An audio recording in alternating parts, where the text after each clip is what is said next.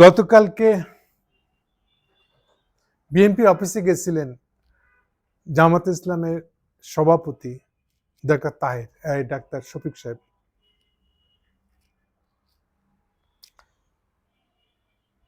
কালকে দিনটা বলা যায় বিএনপির অফিসের দিক থেকে যারা অফিসে গিয়ে তারেক রহমানের সাথে দেখা করে তাকে শোক জানিয়েছে, দেখা করে সমবেদনা জানিয়েছে, তাদের একটা অনুষ্ঠান বা দিন ছিল বলা যায়।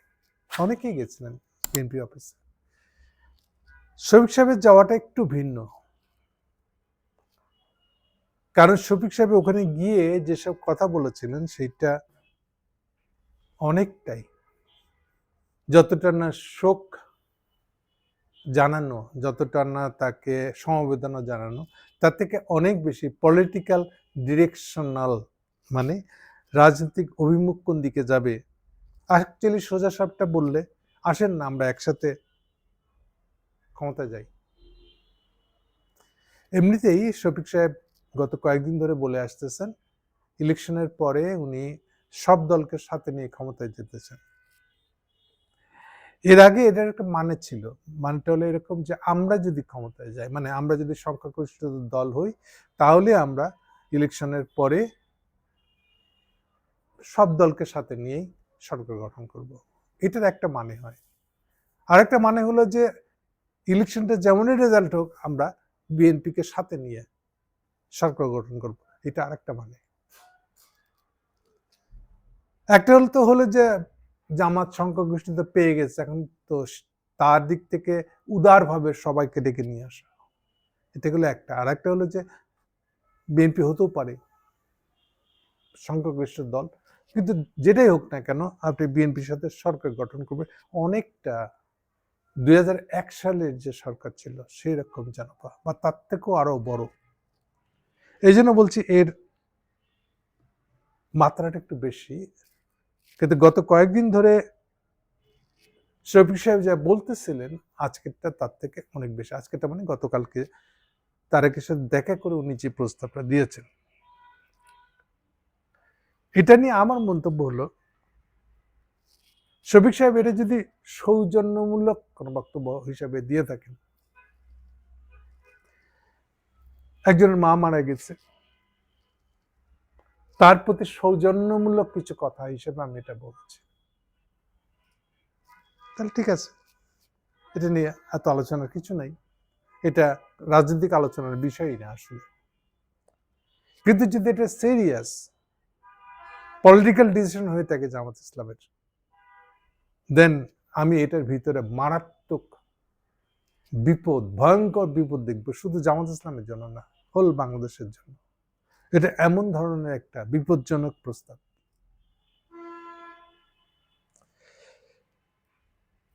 এমনিতেই এটা স্বভাবতই, যদি খুব কম করে বলি যে এটা বাংলাদেশের রাজনীতিকে পিছিয়ে দিবে, একটা ব্যাক গিয়ারে দিবে, না, এটা খুব কম কথা বলা হলো। আসলে যেটা হবে, আমরা যদি আসলে ফিল করে থাকি যে গত 15 বছর হাসিনার শাসনে আমরা একটা বাংলাদেশ একটা ইন্ডিয়ার বাংলাদেশ হয়ে গেছিল, ইন্ডিয়ান হেজিমনিতে ভরে গেছিল, ভরে উঠেছিল, তাহলে এই প্রস্তাবটার অর্থ হবে সেটা ফেরত আনতে চাচ্ছি আমি। ওটার কনসিকুয়েন্স না বুঝে, আমার এই বক্তব্যের কনসিকুয়েন্স কি হবে সেটা না বুঝে শফিক সাহেব যেন সেটা আরেকবার আহ্বান জানাচ্ছেন। এবং এটা কত বছর হবে? আগেরটা তো 15 বছরে শেষ হয়েছিল, 15-16 বছরে, এবারটা কত কি বছরে হবে কেউ জানে না। তিনি বলেছিলেন দেশের স্বার্থে অতীতেও আমরা একসাথে কাজ করেছি, আগামীতেও করব। এইখানে ইঙ্গিতটা আরো স্পষ্ট, 2001 সালে আমরা একসাথে সরকার গড়েছি, তো আমি আগামীতেও করব। এই পুরো রিপোর্ট যতটুকু পত্রিকায় এসছে বা টিভিতে এসছে, সেখানে কোথাও তারেকের দিক থেকে রিয়াকশন কি সেরকম কোনো রিয়াকশনের কথা আমরা দেখি নাই কেউ চেপেছে। এটা ওয়ান ওয়ে সাইডে হয়ে আছে আর কি। আসলে আমরা এটাও বলেছি, শফিক সাহেব বলছেন আগামী 5 বছর সুন্দর পরিবেশের জন্য আমরা সবাই মিলে ভালো কিছু চিন্তা করতে পারি কিনা সেটাও চিন্তা করা দরকার। আমরা এও বলেছি নির্বাচনের পরে সরকার গঠনের আগে আমরা আবার বসবো, খোলা মনে চিন্তা করে জাতিকে নিয়ে সিদ্ধান্ত নেব। সমস্যাটা হচ্ছে যে বাংলাদেশ এখন সেই জায়গায় নাই, সেই গ্লোবাল পলিটিক্যাল সিচুয়েশন আগেকার মতো না 2001 সালে যেমন ছিল। প্রধান এবং ১ নম্বর বিষয় এখন বাংলাদেশের রাজনীতি হলো ইন্ডিয়া। ইন্ডিয়া কি তার হেজিমনি ফেরত পাবে? এখনো আছে হেজিমনি। সেই হাসিনা যেটা প্রতিষ্ঠা করে দিয়ে গেছিল, ওটা জের এখনো আমরা টানতেছি। হাসিনা উধাও হয়ে গেলে পুরো, উৎখাত হয়ে গেলে পুরো, তার জেরটা এখনো রয়ে গেছে। এখনো ইন্ডিয়ান এজেন্ট কত জায়গায়, এটা যে খুঁজে শেষ করা যাবে না। বিশেষ করে কালচারাল জগৎটাতে একেবারে তছনছ করে রেখে দিয়েছে তারা, তাদের হাতের মুঠোয়। এখনো সেই কন্ট্রোলের জন্য এই প্রথম আলো টিকে থাকতে পারে। এই যে উদিচ্ছি, এই যে আমি নটিদের কারবার বলি, এরা যে টিকে থাকে, তো এই কালচারাল হেজিমনিটা তৈরি করতেছে তারা। অথচ এর বিরুদ্ধে বলবার মতন কেউ নাই। মনে করে যে এটা সিম্পলি কিছু একটা আমরা বিরোধিতা করি, এতটুকু বললেই বোধ এটা শেষ হবে। এটা যে হবে না এটা কেউ জানে না, কে খোঁজ করে দেখছে না। আর যারা করতেছে এটা, সিনেমা, নাটক, টিভিতে, জগতে যারা এগুলো ছড়ায় আছে, তারা মনে করে আর কিছুদিন কষ্ট করে কাটাই না কেন, এটা আবার ফিরে আসবে। হাসিনা তো আবার ফিরে আসতেছে, আমাদের হেজিমনি, আমাদের রাজত্ব আমরা আবার ফেরত পাবো, এর চেয়ে তাদের অনুমান।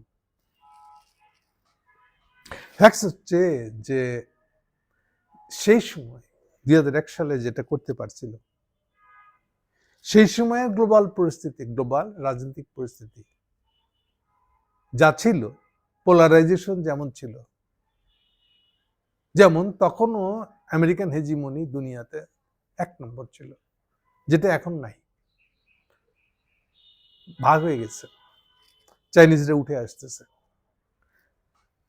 ফলে সেই তুলনায় এখন আপনি এটা করতে গেলে, আগের আমেরিকা যেভাবে ইন্ডিয়াকে সাপোর্ট করেছিল, যেটার ফলশ্রুতি ছিল 111 কারণে, 111 জিনিসটাই তো হলো আমেরিকার বাংলাদেশকে ইন্ডিয়ার হাতে তুলে দেওয়া।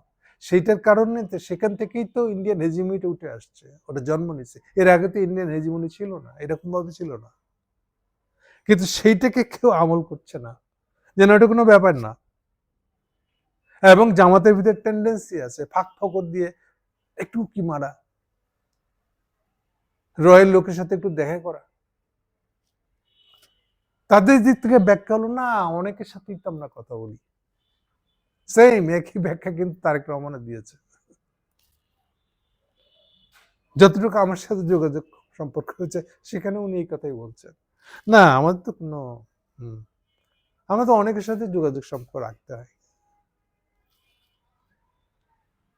কিন্তু এইটাই যে তারা প্ল্যান করে তাদের সাথে মিললে ক্ষমতায় যেতে চাচ্ছে, ইন্ডিয়ার হাত ধরে ক্ষমতায় আসতে চাচ্ছে তারেক জিয়া, এটা তো স্টাবলিশ শুধু আমার মুখে না, এটা নিয়ে যেই রিপোর্টটা করছে আনন্দবাজার, ওটা তো পুরাটা ফাঁস করে দিয়েছে বলতে গেলে। শফিক সাহেবও একই কাণ্ড করে বসছে। এই টেন্ডেন্সিগুলো এদের ভিতরে আছে। এখন আসল কথাটা বলি আমি, আসলে দেখেন আমাদের মানুষের মধ্যে অনেক ভালো মানুষই আছে। আচ্ছা, দুনিয়াটাতে যদি সবাই ভালো হয়ে যেত, দুনিয়ার সব মানুষ যদি সৎ হয়ে যেত, কতটা ভালো হতো।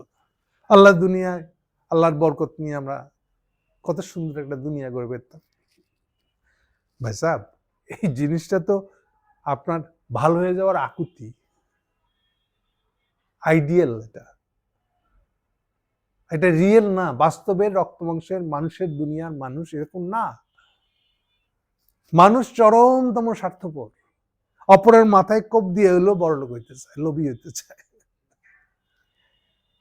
এই রিয়েলিটিকে তো অস্বীকার করে আমরা কেউ মাত্র, আমরা কত ভালো হইতে পারতাম, আল্লাহর বান্দা হয়ে যেতে পারতাম, ভালো মানুষ হয়ে যেতে পারতাম। এখন মানুষও ভালো মানুষ হয়ে যাবে, এই আকাঙ্ক্ষা ব্যক্ত করে তো আর আমরা বাংলাদেশের রাজনীতি করতে পারবো না। বিশেষ করে যেখানে ইন্ডিয়া কারো ঘাড়ে চড়ে ভিতরে ঢুকার জন্য রেডি হয়ে বসে আছে। ধরেন না আপনার শফিক সাহেবের বক্তব্যটা, যদি টপ 3টা পার্টি মিলে একসাথে সরকার গঠন করে, কোনো সমস্যা নাই। কিন্তু ওদের ভিতরে একটা পার্টি ঘাড়ে চড়ে বসে আছে ইন্ডিয়া, তাকে ডিরেক্ট করছে, তাকে কন্ট্রোল করতেছে, এমন একটা দল আছে। এবার চিন্তা করেন, তাহলে কি হলো? এটা ওই একটা দল ঘিরেছিল ইন্ডিয়ানরা, এখনো 3টা দলই হয়ে গেল ইন্ডিয়ার। মজা না? মজা পাবেন? তার মানে এই প্রস্তাবটা হয়ে দাঁড়াচ্ছে ইন্ডিয়ার জন্য একেবারে সোনার উপরে সোহাগা। এখন এই দিকটা খেয়াল না করে যদি আমি কোনো প্রস্তাব দিয়ে থাকি, এর দায় কেউ নেবে না, এবং এর দায়ে সবার আগে যে এই প্রস্তাবটা দিচ্ছে সেই কাটা পড়বে। জামাত কি জানেন না যে ইন্ডিয়া তাকে কি চোখে দেখে, কি ক্যাম্পেইন করে তার বিরুদ্ধে? এটা আমি বারে বারে তাদেরকে মনে করে দিতে চাই না, খালি এটুকুই বলতে পারি আমি একদম কনক্লুশনে। দেখেন 2008-এর ইলেকশনটা হয়েছিল 29শে ডিসেম্বর, বছরের শেষ দিনে। 2009 সালে ফার্স্ট উইকে হাসিনা সরকার গঠন করেছিল, আর ঠিক 2 মাসের মাথায় পিলখানা হত্যাকাণ্ডটা হয়েছিল। এবার যেদিন সরকার গঠন হবে তার 1 মাসের মধ্যে দ্বিতীয় পিলখানাটা হবে, এবং আরো ভয়ঙ্কর রকম হবে, ওর চেয়ে 100 গুণ বেশি বড় একটা পিলখানা হবে। এটা আপনারা নিশ্চিত থাকতে পারেন। বাকি সিদ্ধান্ত আপনাদের, আপনারা কি করবেন না করবেন। সার কথা হচ্ছে যে রক্ত মাংসের মানুষের স্বভাবকে বুঝে সেই অনুযায়ী কামনা ব্যক্ত করতে হবে। আইডিয়াল মানুষের চিন্তা করে লাভ নেই। আইডিয়াল মানুষ তো রিয়েল বাস্তবের রক্ত মাংসের মানুষ যা আমরা দেখি, ওটা তো আইডিয়াল না, ওটা তো রিয়েলিও যা তাই। চরমতম স্বার্থপর মানুষ, লোভী, এটা হচ্ছে রিয়েলিটি। আচ্ছা, শেষে খালি একটা কথাই বলবো, কাজে শফিক সাহেবের জন্য বাস্তববাদী হওয়াটাই বুদ্ধিমানের কাজ। না হলে কি হবে?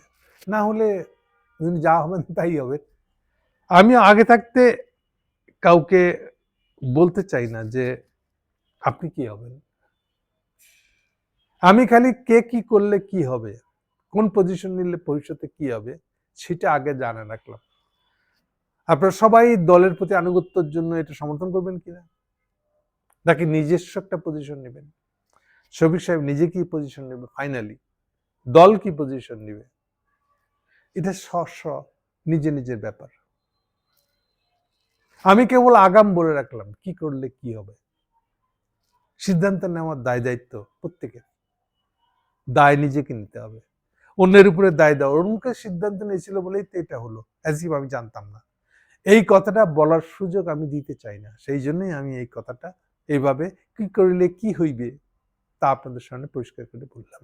বাকি সিদ্ধান্ত আপনাদের নিজের অবস্থান নিজে নেবেন, এবং তার দায়টাও সাথে তার দায়টাও নিজেরা নিতে হবে আপনাদেরকে। এই কথা বলেই শেষ করছি। Thank you.